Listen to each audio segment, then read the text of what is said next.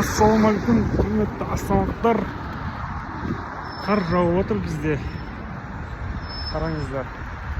Бірінші қар.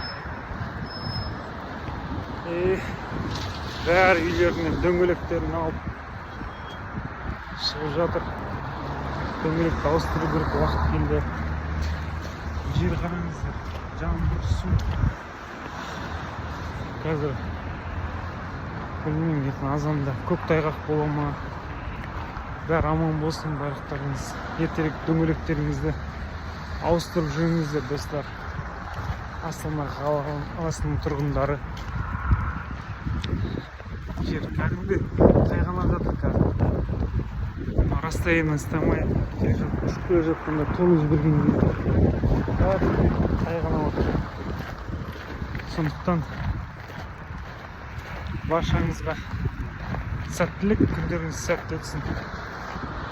Кешкі Астана ғой, қар, жер. Сау достар.